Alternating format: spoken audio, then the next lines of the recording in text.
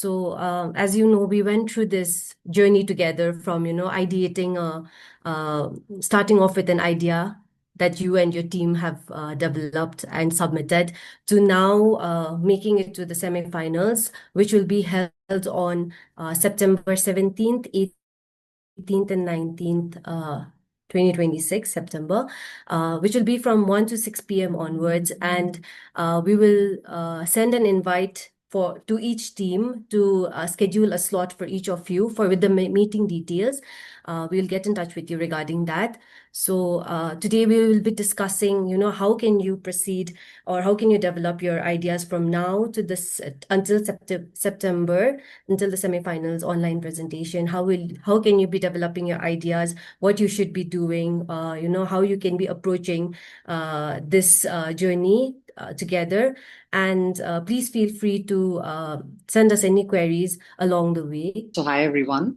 Thanks so much for joining. And as Aishwarya said, many congratulations to all of you for, just taking a step forward and in participating in such a unique program, STHIRA, which is a Sustainable Food Innovation Challenge, is the only one of its kind in our country and potentially the only one of its kind anywhere in the world, which is for young people, students like yourselves, to come up with creative, bold solutions for some of the problems that are affecting present day food systems and are also problems for the future.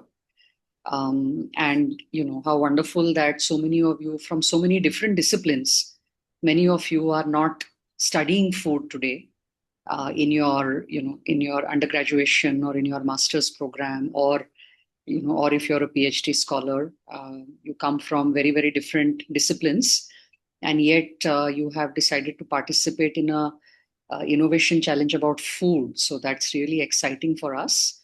Aishwarya has already introduced herself, and she'll really be, the guide and the mentor for each one of you over the next few months. But let me also introduce Srijata. Srijata and I'm Priya Joshi, if you can see my name. We are both co-founders of Foodwise. And we also have our fourth team member here, Rutuja Uttarwar, who is also based in Bangalore. Foodwise is a social enterprise. We are, all of us are in different places, but you might say we are based in Bangalore, very much in India.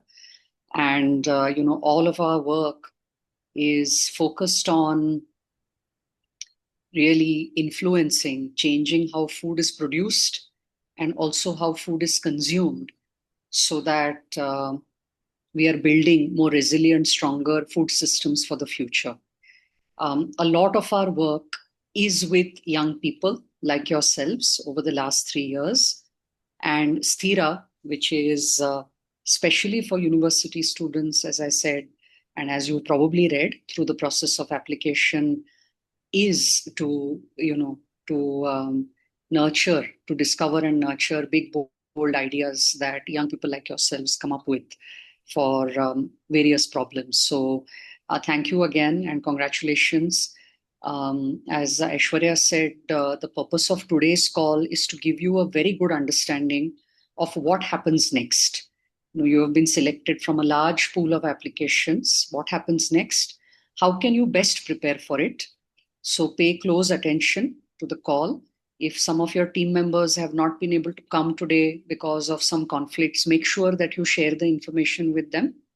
We are also recording this call, and we'll make the recording available in case we'll be sharing quite a lot of information in case you decide to, you want to reference something later. There is time along the way for questions and answers, but feel free to use the chat as well, and we'll keep it quite fluid and conversational. And at some point, you'll also hear from Srijata. So thank you for that. Aishwarya, back to you. Thank you, Priya. Yes, I completely missed introducing Foodwise. Would you like to also a little elaborate on the assessment criteria? It would be good to come from you, and I can elaborate further. Yeah, sure. I'm happy to do that. I'll kind of take you back to What were the questions you answered, all of you, when you were preparing your application? You had to specify which problem in the food system are you trying to solve. Are you trying to solve for better access to nutrition? Are you giving ideas for food infrastructure? Is your idea going to create better livelihoods for growers and producers? Are you creating stronger supply chains? So you told us what problem you have decided to solve, and then you have described in brief what is your idea, and you have also described to us why is your idea relevant in your view? Why is it different? Right? And that has really helped us, make an assessment of who seems to have a promising, interesting idea for the problem that you have decided to solve.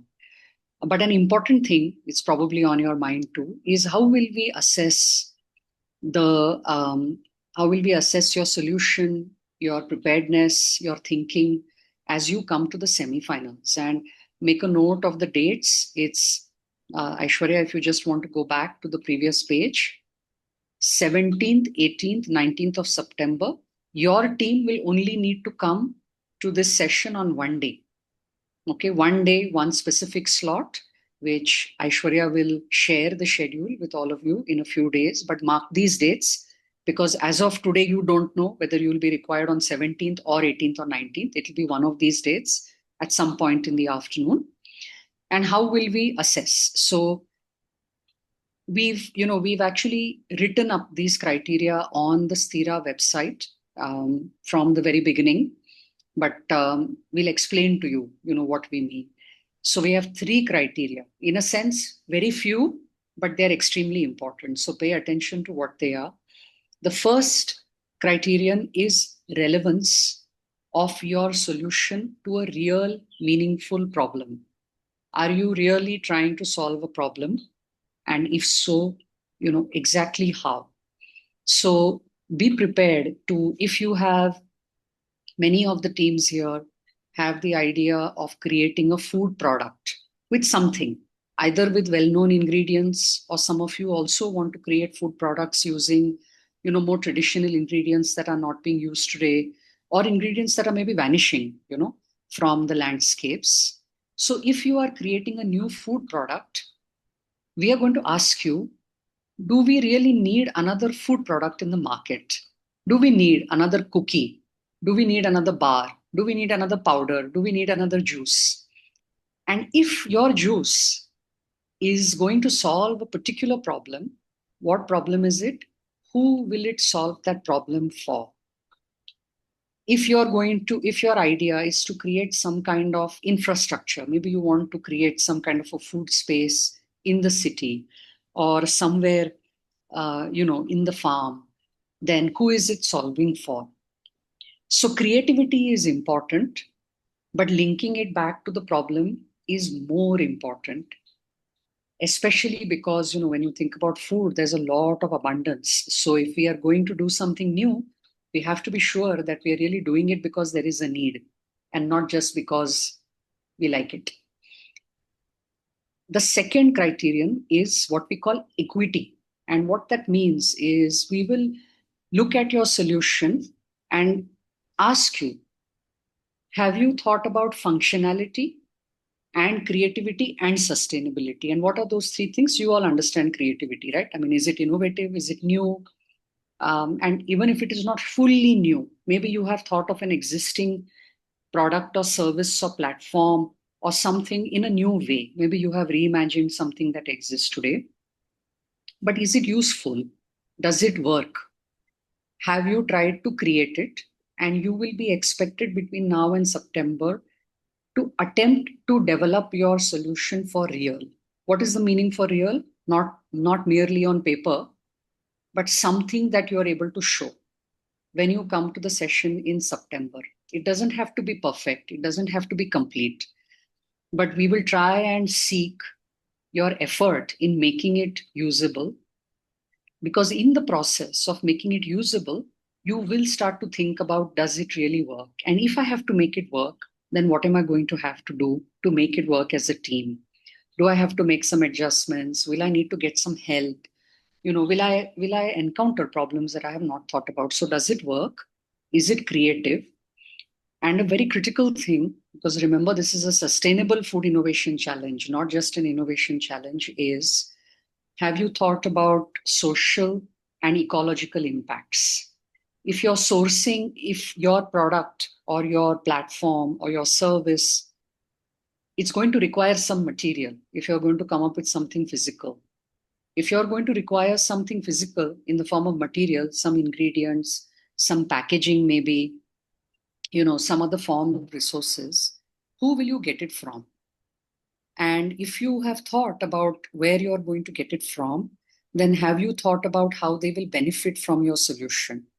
In a sustainable food system, making sure that the growers, producers, the people, and the communities that are at source receive fair benefit for the things that we make, and we try and take, if you're taking it back to the community, then how does the community benefit? If you're creating something that you believe customers will start to buy, then how do the growers and producers benefit? And what is ecological equity? It means making sure that you are minimizing harm to the natural environment. And if that is not, if at all it is possible, then in an ideal scenario, that in some way you are replenishing it as well. So if you have, for example, if you create a food product, or if you create a space that requires something physical, imagine your food product surely requires packaging.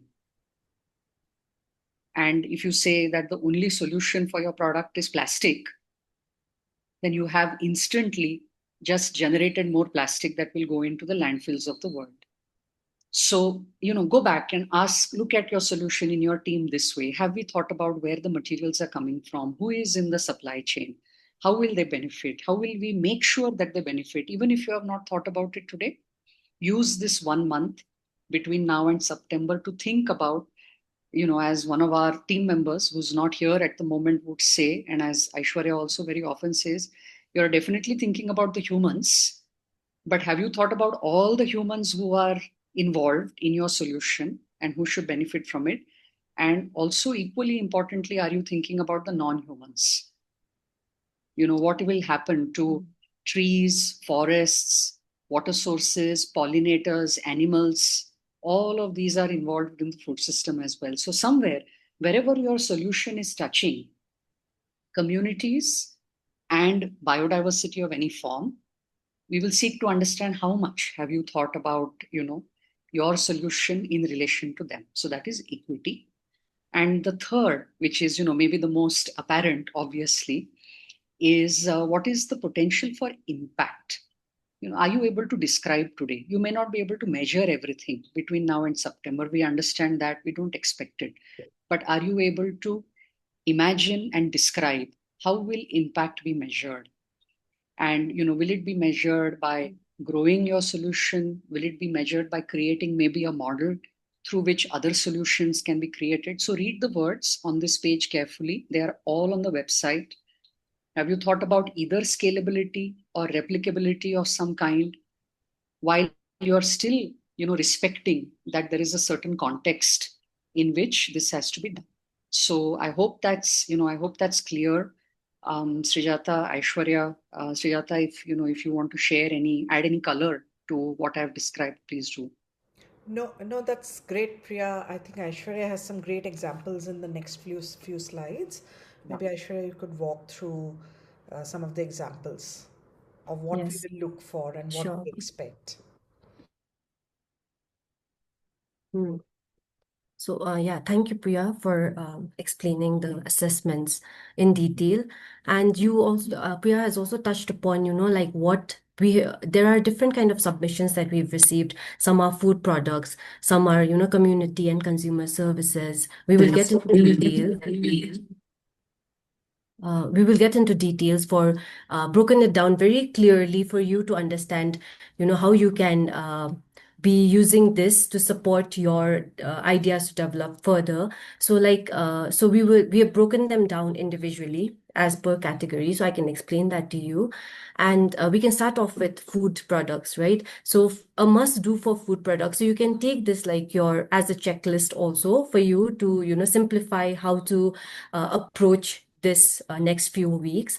So, like Priya mentioned, is if you have a food product and you understand the problem that they're facing in depth, so you must identify who are your primary target users, who will be consuming your product mostly. And so you can also speak to at least five potential users. You can test your product. So if you have a food product, make it in your kitchen or make it in your labs. Or if you have something similar to a food product, how can you get it tested with five potential users and identify their feedbacks? Their feedbacks. You can document their feedbacks and see, like, tell us during the semifinals what changes you made according to the feedback, or what did you not make because you think that there is nutrition in another, in not changing that. So if you must reason out why you have taken their feedback or not, and what are their feedbacks in that sense. So we would really like you to speak to those five potential users that is in your primary target user. And like Priya mentioned, you must identify your suppliers and understand how your sourcing will affect them or support them. Like, are they the farmer who is supplying, your ingredient, or is it being foraged? Is it being taken from a forest? Is it being taken with responsibility? Like, and how are the people who are sourcing those being supported from your idea or from your food product? If you can think in that depth, it will really, deepen and strengthen your idea towards more sustainable food innovation. And you need to really consider affordability, accessibility, who can purchase that if it's already in the market and it's very expensive, like the nutrition gap that you're trying to, innovate within. So how can you make it affordable within one local context? If you're like, you must really understand your context. For example, like, suppose there is, like, a nearby neighborhood that is really suffering from a particular, nutritional disorder or a nutritional gap. So how am I making my product affordable for them, accessible for them? How am I trying to look at it in an inclusive manner, right? So who can we realistically access your products?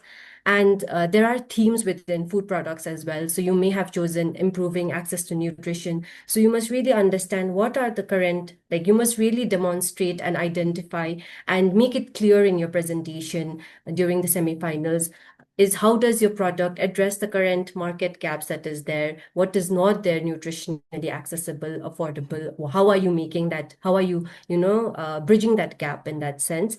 And for those who have, working under the reviving traditional ingredients and practices theme, so who does the revival benefit? Does it benefit, like Priya mentioned, the more than human, the biodiversity? Is it benefiting them by, because reviving that particular ingredient will be helping more birds or more squirrels for that matter, just a very broad example. Or reviving that is benefiting a particular community, who has been practicing it for a very long time. So you must really identify and speak to those people who is benefiting through that revival in your theme. And whose knowledge are you drawing from? Because these traditional ingredients are and practices are being passed on from generations, right? Like, it could be your mother, your grandmother, or it could be a community that your grandmother is from, or just your neighborhood community. So, you must really identify and let it be clear, who are you drawing those knowledge from, and how, whether you're involving them in your process or not, how are you involving them? So that is a process that we would like to see very clearly strengthening your idea and being conveyed in your presentation. And how will you ensure that this revival is very meaningful for that particular community? So it's through that you can specify how you can, strengthen. These are like I told you, guidance list or checklist for you to strengthen your food product and not just develop a tasty food product, but, like, something that is very valuable, like Priya mentioned, in the equitable sense, for ecologically it is creative, and it is, really supporting the community to be solving that particular problem. So that is for the food products. And if you have any questions, you can be asking in the chat. I'm sure we will get to them. Moving on to the must-dos for packaging and preservations, right? So who comes under packaging and preservations, you would know clearly is either you have identified a food waste that is being developed as a packaging product, or whether you are, improving the shelf life of a particular grain, for example, it comes under preservation product, right? So these are the like a detailed checklist or guidance that we would like you to use as a support again. So if you're working on the packaging and preservation product development or research development, is have you you must have a working prototype, a version of your working prototype possibly ready by semifinals. If not the workable prototype, you must at least speak to 5 relevant user groups or document what you've learned through that. And you must really consider whether the packaging or the preservation that you are developing through your idea is, consider the cost, like how accessible it is to the user or to the producer, and how feasible it is for the users to be using that particular idea. And also, you need to demonstrate very strongly that your solution is actually improving the problem that you're seeing, whether it's waste reduction or whether it's improving shelf life. Is how will you measure those problems? Like Priya said, under the third category of impact, how will you be measuring your impact of your problem solution through packaging and preservation? And also consider what are the solutions that can be replicated in similar context. If you're solving a packaging solution with a particular food waste, is that process replicable in another food waste? So if you think about the depths of that, it will really help strengthen your idea through the semifinals and to move to the finale. And understand that there are already multiple preservation packaging ideas already, technologies already, solutions already in the market in India or globally. So you must really try to understand and assess what are the commercial viability or potential for scale, or why is it not being why is it not being available in the market? What are the challenges that they are facing? So you must really do your research accordingly to make your innovation a real innovation. So that was for the packaging and preservations. And now we're moving on to consumer and community services. So this comes under the ideas that comes under services of community and consumers. If Srijata, could you please explain that? Yes, thanks, Aishwarya. Means these are, for example, if you have come up with ideas, I know some have platforms to service, right? To be an aggregator or a tech platform that will bring consumers and um, producers together, or if you're providing a service to bring self-help groups together, some education service, some service to improve methodology. So any kind of a service that you're providing in your solution, that's really what we have clarified over here, classified over here. And the I think the feedback remains the same across. You should identify who our target audience is, which means if you are a service, who are you providing the service to? If it is self-help groups, is it women community? You have to identify who these are and talk to some of them, which means be careful about who you identify. Don't identify a hypothetical community. If you are identifying self-help group, make sure that you have access to a self-help group that you can talk to. If you are, for example, providing a service to hotels, identify 3 or 4 hotels and talk to them. So that's on one side. And then if you are a platform, if you're bringing farmers or bringing produce from farmers and selling it to somebody else, if that's your solution, you should talk to the farmers as well, because they are also, you're providing a service to them as well, the supply side and the consumer side. So the key, the theme is same across all types of solutions. Make sure you identify your target audience, talk to them about your solution, get their feedback. Your solution has been identified is because we do see a potential of the solution solving a problem, but you will have to validate that by talking to the users, right? Um, when it comes to services, the second point that Aishwarya has brought written here very nicely is you have to identify all stakeholders, right? What are stakeholders who all are involved? For example, if you are buying something from a farmer and selling it, it is not just two people, right? You will have to work on transportation. So who is the transportation? That's your stakeholder. If you are, if you are also selling through a platform, you have to talk to somebody who will build that platform for you, unless you are building it yourself, right? So think of all the stakeholders who will be involved in it and map them out clearly. You may not be able to speak to all stakeholders, but we need to be able to see that you have done the research to understand who all your different people in that ecosystem that your service will be dependent on or benefit, right? And clearly define who pays for the service. In the this is a learning from our previous sessions, that when you provide a service, you assume that it's free. Somebody has to pay for it, so you have to understand who pays for it. And last but not the least, how will you measure the impact of your of the service that you're providing? It should shift something, right? Because it's a sustainable food innovation challenge. It should not just be an economic activity. It should benefit somebody beyond the economics of it. So think about it. You remember, what is the benefit of your service to the user segment? I can see some hands on. Aishwarya, are we taking questions now, or should we wait till the end? We should wait till the end, I Okay. think. You don't have, we can't see, I can't see your name, but we'll just come back to Mhm. the questions. Keep your hands raised as we go Yes. on. Aishwarya, back to you. Yeah, thank you, Srijata, for explaining in detail. Similarly, so for food infrastructure and farming solutions, it remains, the guidelines remain the similar like other two categories.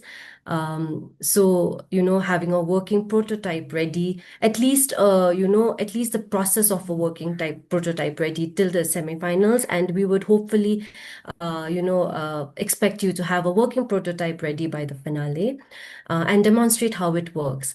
And again, here also, if you could please kindly, demonstrate what are the design elements that you can discuss with your user groups and take feedback and suggestions and challenges, document them, and document how will you respond to them as well, these challenges, because these food infrastructure of farming solutions is a huge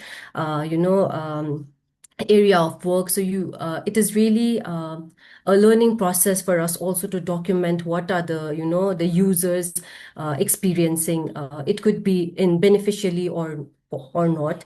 And if you can demonstrate like how will your solution be working in that particular context, that particular your chosen context within your idea.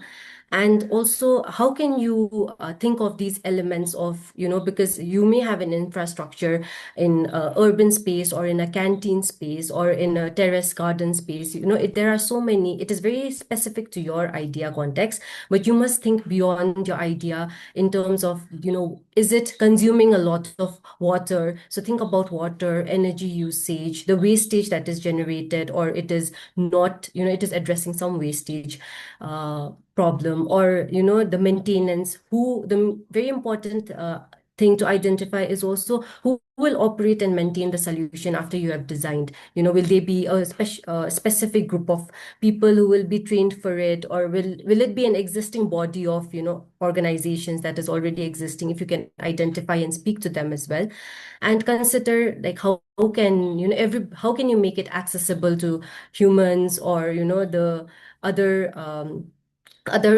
users of your intervention, how will they benefit, like we've been saying all throughout. And of course, during these infrastructural, or while solving anything, this goes for all, there will be many unintended consequences. That means, for example, if like you're creating an idea, you're developing an idea, and that is using a lot of land, that is using a lot of water, or like it has a lot extensive use of energy. So how are you working with that consequence? Is it generating a lot of waste, maybe, or is it harming the environment? You must really think in that aspects and try to see how you can work towards it. We don't expect you to have an answer for all, but if you even identify the unintended consequence, you will be able to develop and innovate better.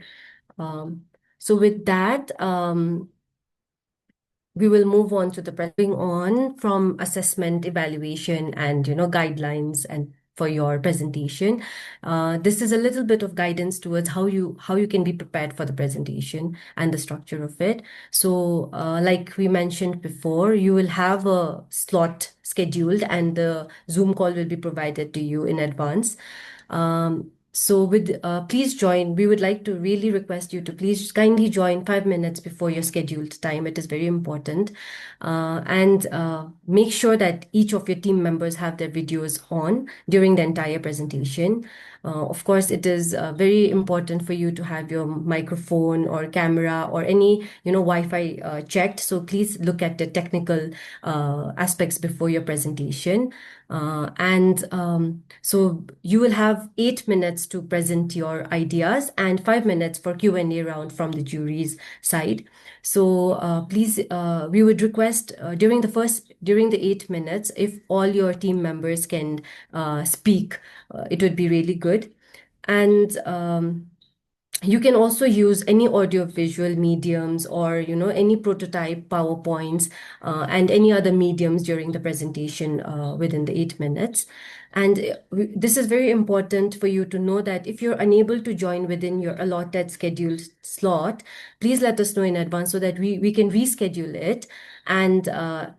And if you do not join within the 15 minutes of your scheduled slot, then your slot will be fortified, which means you will miss the opportunity of presenting in front of your jurors, because it is very important that we have 52 semi-finals presenting, and we have 3 days for it with jurors with very valuable time of the jurors. So we kindly request you to communicate if you have any schedule issues. Aishwarya, can And I add one yes, small Priya. thing just on that previous slide? That, sometimes it feels like 8 minutes is a very short time, but, we can assure you that 8 minutes is enough to communicate an idea effectively. So, one of the things your team should definitely do, because we are very particular about 8 minutes, you will get maybe a 1 or 2 minute warning that you're coming up to the 8 minutes. And then, after 8 minutes, you'll have to stop. There's no extension for any team. So when you're preparing for how you're going to present during the semi-final, what you're going to say, please have some rehearsals within your team and time yourself. Okay, time yourself, because that way, chances are that you will do a very nice job when you do the presentation in September. Make sure that there is enough time. If your team has 2 people, then enough time for 2 of you. If you have 3 people, you will have to plan more so that everybody is doing their piece properly. And spend very little time talking about the problem. Sometimes what happens, we've seen in the past, is that teams spend a lot of time explaining what the problem is, what is the context. Sometimes they start by showing global data, then India, then something, and then there is only 2 minutes to talk about the idea, and then they get cut off. Spend very little time on the problem. Be sharp, no more than maybe 1 page on the problem, and then spend most of your time describing your idea. If you have something to show, use the camera well, because the more you are able to talk about your idea, the better quality of interaction you will have with the jury. You'll get some good feedback. You'll be able to answer questions. So don't miss the opportunity. Okay, rehearsal is very important. We are also always rehearsing for anything that we have to do. Okay, thanks, Aishwarya. Back to you. Sure, Priya. Those are very important pointers. I will resend those pointers to each of you semi-finalists during, my communications guidelines. And So we have, I'm sure right now, like because of the evaluation, assessment, and presentation, it sounds a little intimidating. It sounds a little scary. Of course, it does. So I just want you to say, like, approach it with fun because you have a teamwork. It is innovation challenge. There is so much playfulness that you can approach this with, and always feel free to reach out to me. And if you want to speak to Priya or Srijata, for guidance and how to make it more creative, more functional, more, sustainable, you can really get in touch with us, and we can make it like a learning process. So it does not have to be very scary. Approach it as a learning process, I think. And we are here to guide you. And also, similarly, to present your ideas and how to communicate your ideas better, here are the link, YouTube videos or TED Talks. Rituja will send it on the chat, the links to it. And if you miss it, I can send it to you again over email. And you can watch how to, improve your presentation skills. How can you practice and rehearse better? And how can you, from identifying a story, or sorry, identifying a problem and the solution is, it's a story, it's a process. So how can you tell a very convincing story of your idea development? You can understand through these TED Talks. Srijata, would you like to speak on this? Yes, sure. So this is also a moment for you to celebrate. We will email you this STHIRA badge, which is a badge for you to announce that you are a semi-finalist in STHIRA. So look out for the email from Aishwarya on that.